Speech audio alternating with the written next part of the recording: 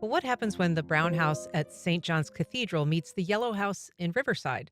We're going to find out about it at tomorrow's Art at Noon Art Walk. And here to tell us about it, I'm joined by St. John's Episcopal Cathedral Bookstore Manager, Kathryn Bissette. Good morning. Good morning. I'm also joined by the very Reverend Kate Moorehead Carroll, Dean of St. John's Cathedral. Good morning. Good morning.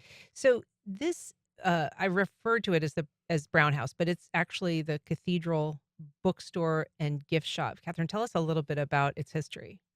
Well, the bookstore started over 10 years ago in a small office at the cathedral. Then, as we grew and expanded, we moved over to the Brown House, uh, and we've been there for about 6 years. And so, our new website that we have just launched is sort of the third wave of the bookstore's growth. And it's an opportunity for us to expand our ministry all around Jacksonville and even beyond, nationally as well. So tell us about the mission of the bookstore. I mean, it's attached obviously to the cathedral, the work that the cathedral does in the community, but it has a specific kind of inventory. That's right.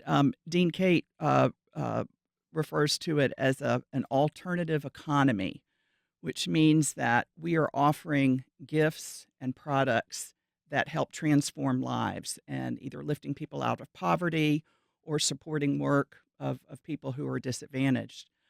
So it's a wonderful way for people to buy a gift that gives back as opposed to going to Target or on Amazon and just buying any old thing. So give us an example of how that actually plays out in terms of people that you're items that you're Mhm. selling or where you source your inventory. Sure. We have everything from local vendors such as Berry Good Farms, part of the North Florida School of Special Education. We also support Karis Chocolates, which is a social enterprise from City Rescue Mission.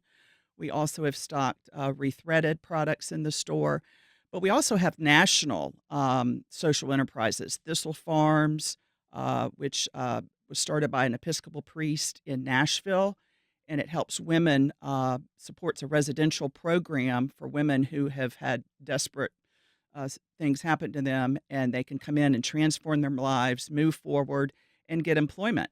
Prodigal Pottery in Alabama, a similar model, women coming in, making these beautiful pottery items and transforming their lives, moving forward, getting healthy. Yeah. And so Dean Kate, this is the bookstore and the items that they sell, but what is the crossover into art? Well, we believe that every human being has a lot of power to influence the world, but one of the ways in our modern economy is we influence the world through our purchasing power. But most of us purchase without thinking about what we're doing with our purchasing power. We just look for a product and like it and buy it.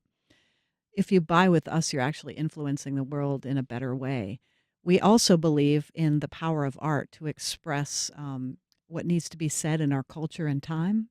So we believe that hosting local artists at the cathedral, we have a art exhibition hall. We've turned our fellowship hall into an art exhibit hall, and we are able to lift up local artists and also sell their wares. So we're helping the local artists to make a living and to continue to do their art.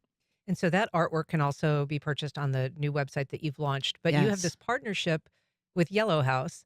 That's in Riverside. That's Hope McMath studio, and where she also shows work very often with a social justice bent. Right. So, how did you connect with Hope and Yellow House, and what is the goal of this event tomorrow? So we've admired Hope McMath for many years, and we keep track of local artists. Hope, as you know, was the director of the Comer for many years. And Hope has this new exhibit, which is called Legacy Interrupted. She has looked at her own past, which is a past that involved the owning of slaves.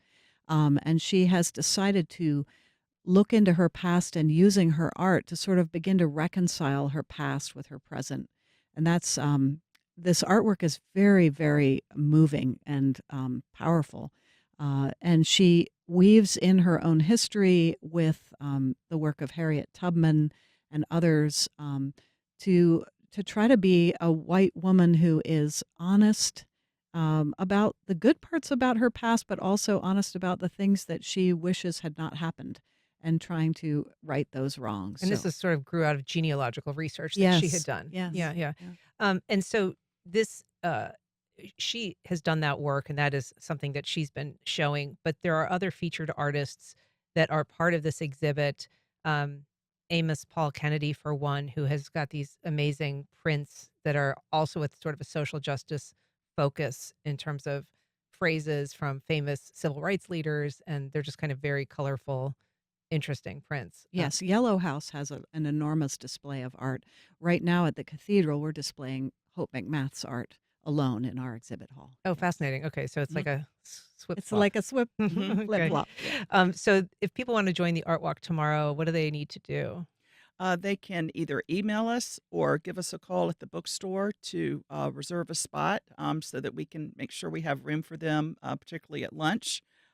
We go out to lunch afterwards so that the members can discuss what we've learned, and it's just another opportunity for learning and connection. Well, Kathryn, Dean, Kate, thank you both so much for being here. Really appreciate it. Thank Thank you. you.